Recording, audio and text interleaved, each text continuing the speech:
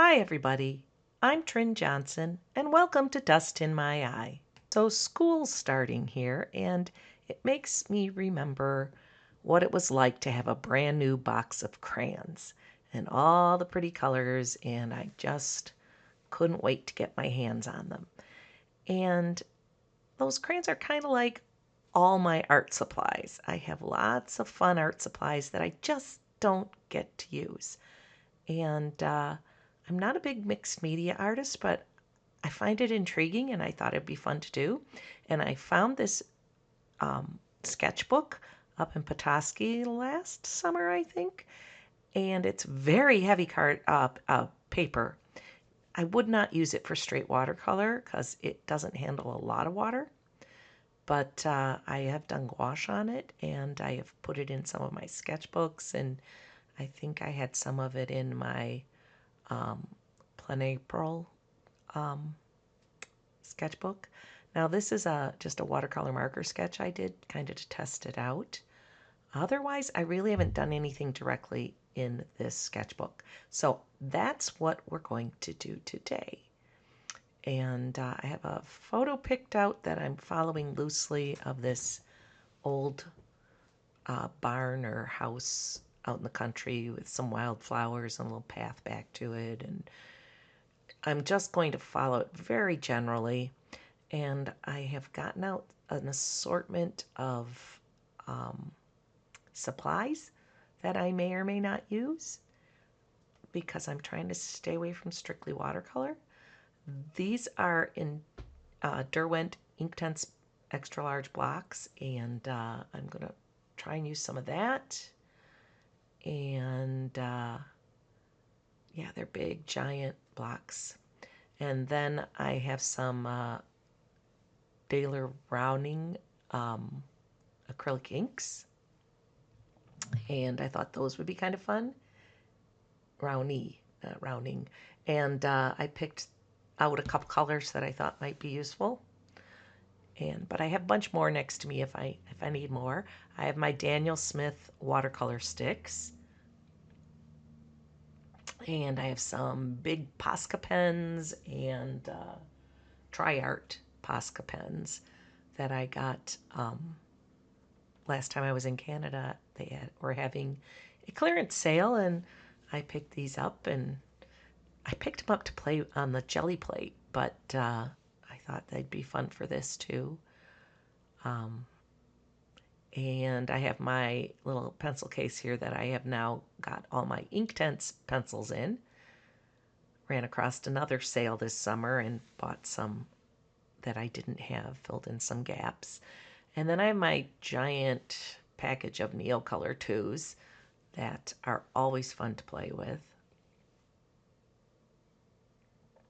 And I've got these Studio Series water-soluble, I should say, crayons. This is the same brand as the sketchbook. And they're different a little bit than the Neocolor 2s. They're bigger, fatter, cover more territory, I should say. And I have my regular colored pencils here, my polychromos, at the ready if I need those. I pretty much just grabbed anything I could think of. These are Sennelier ink brushes. I have a short that I did using these that, if I remember, I will link it. And I found my gray brush marker that I misplaced, and now I know where and how.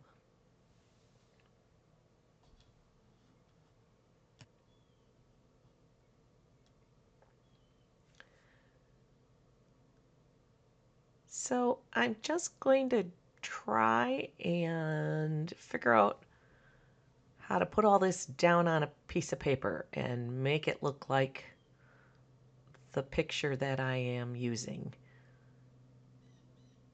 I have just a nice round paintbrush that I can use for anything that might come up. I'm going to start putting some of this on the ink color on the sky. I think it is turquoise.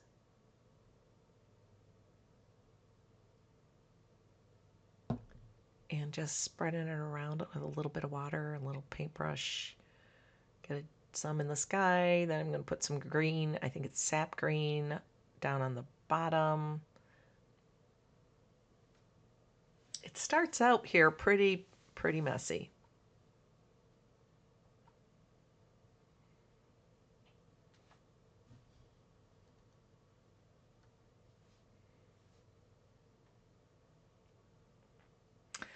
And now I'm putting some Inktense block on there, mixing the green with some of the ochre yellow and some of the brighter yellow, and just getting a real variations of greens, really a lot of different shades and hues.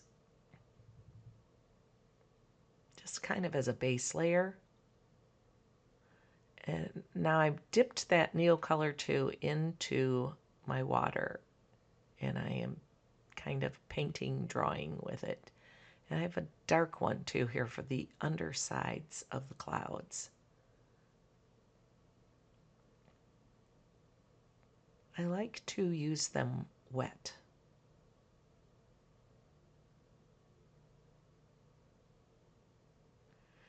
Now, I thought I would take this Posca pen and block in. There's a little house-like building with maybe a shed on the back. I'm not really sure. And I was trying to block out where that was, but I was having trouble getting the Posca to write over top of what I already had down. I don't use Posca pens a lot for this sort of thing, so that might be what I had underneath them. This one just doesn't really want to write very well. It might need more priming. So I kind of gave up on that and went to a Neocolor 2. That was really the only material that I had problems with was the Posca pens. And it could just be user error.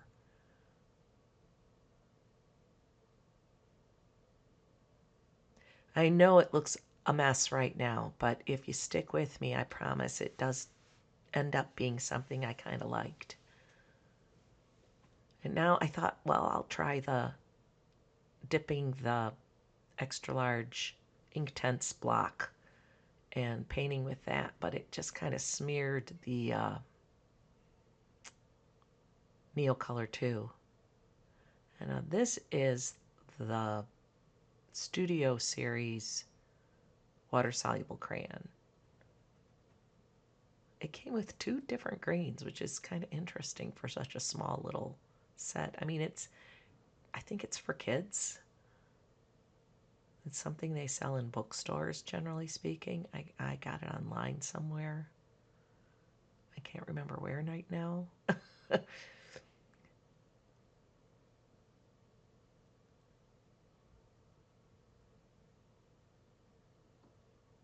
I saw someone using one they carried with them when they did urban sketching, and I thought that looks kind of fun. And I thought it wasn't much different than the Neocolor 2's, only like a cheap version of it. But honestly, it did different things. It was covered more territory more quickly. It was thicker.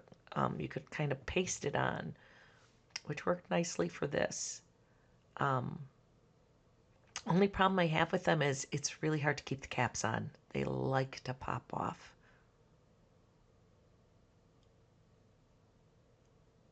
And I just roughen in the tree line. Again, dipping the Neocolor 2s in the water.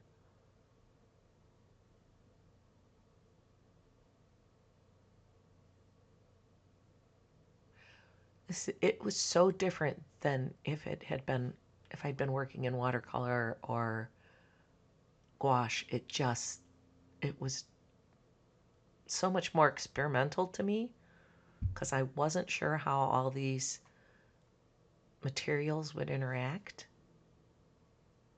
And the paper, it did not like water. It really didn't. It kind of curled up, but it handled everything pretty decently. It did bleed through a little bit, so that this piece underneath it in the end is not real usable. But and I also like to dip my Inktense pencils when I am using them a lot.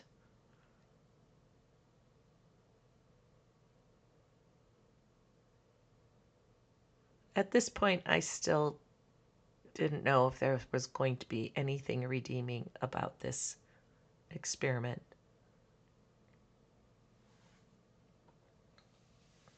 So if you're sitting there thinking, oh my gosh, so was I.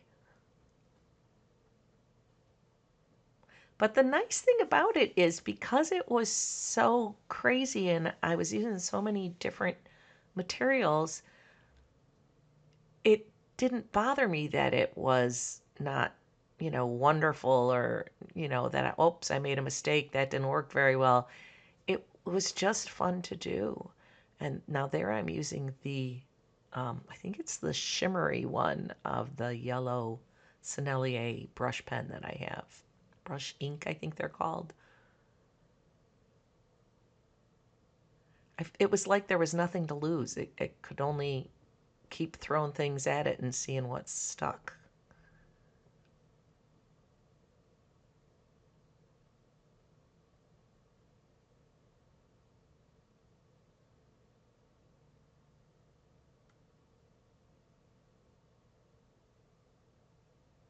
It was like anything I thought of was fair game because I wasn't thinking really hard about, oh, well, what if that doesn't work? It was just, hey, let's try it. I would say that it would be fun to do it plein air, but I would be carrying so much with me. I don't know if I could, without knowing what I was painting, like tailor it down to just a few colors of each thing. I don't know. I might try that because it was a lot of fun. Now, see the white um, water soluble crayon here does show up, and I don't think I would have been able to get anything else to really show up. Like I said, the Poscas weren't really writing on it, probably too much wax down. At this point, I wasn't going to get anything out of them.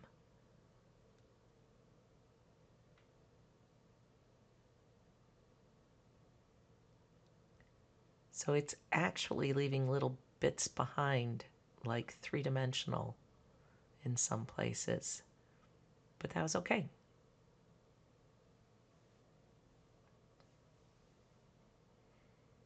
And now I'm doing the same with the pink. Now the pink is not showing up as well as the white did. You can see it. It's kind of more vague. I think, yeah, let's see, I'm using some green too.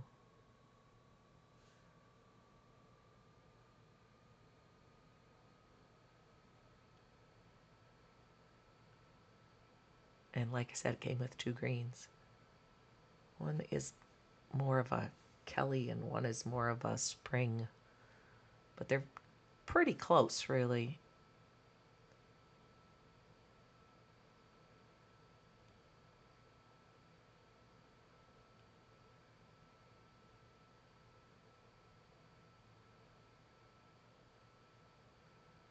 I was trying to use the white Neo color, but it just wasn't doing what I wanted it to do.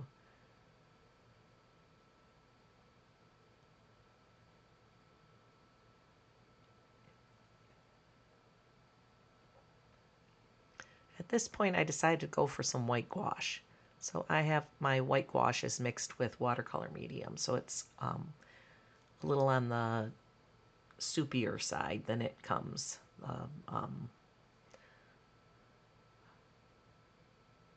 Just more of a at the ready consistency. And that worked okay over top of it.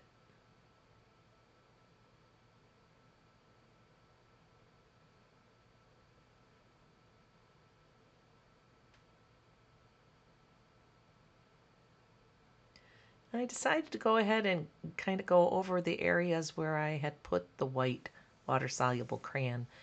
and just not necessarily cover them, but give those areas a brighter white alongside of the not quite as bright white. And now I just add a little pink to it from my Inktense blocks, and I'm doing the same with the pink ones. And then I tried to do the yellow too, but it was not as working as well, so I kept fiddling with it to get the mark to show up.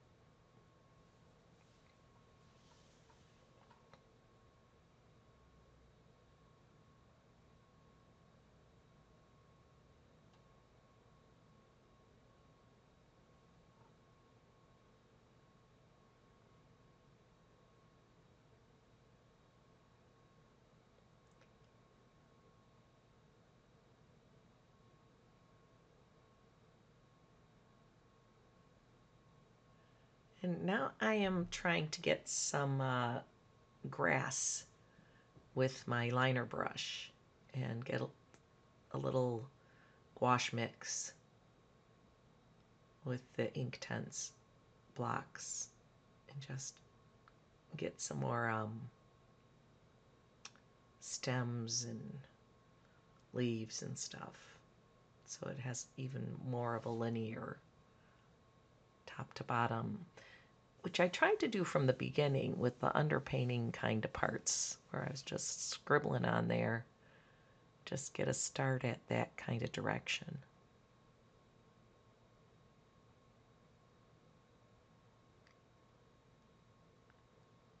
And now I'm doing the same kind of thing with more of a goldenrod color, because there was a lot of that in the weeds too.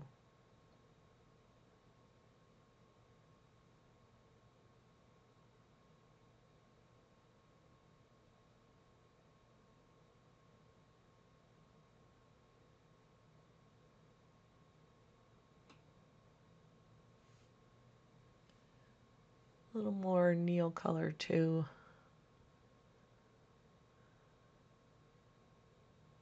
I'm trying to get some contrast.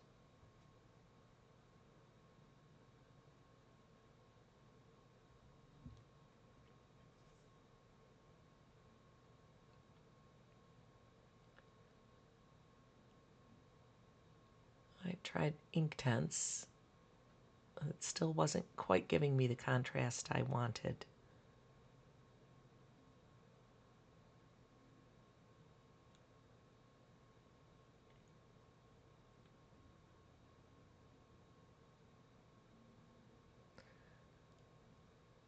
So I think I went in there with a dark neon color too.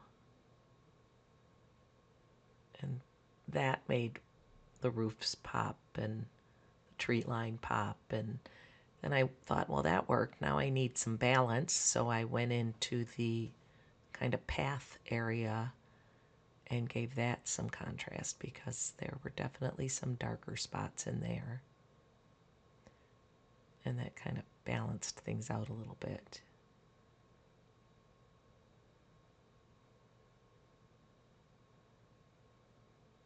I was trying to move things in and out of that so that it wasn't just this straight line across the page. Trying to make it go up and down a little bit.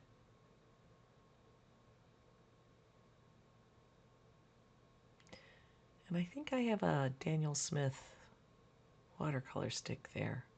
I know I used them. A little more white gouache.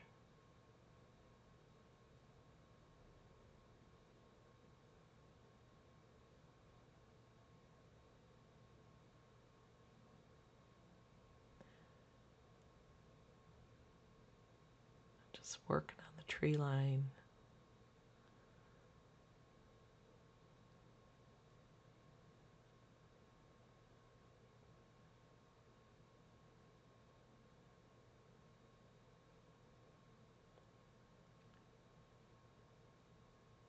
to reclaim some of the blue, bright, bright blue that was in the sky.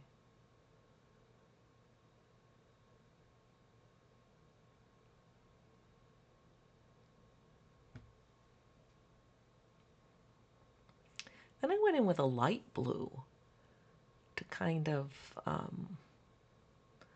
blend the blue into the white.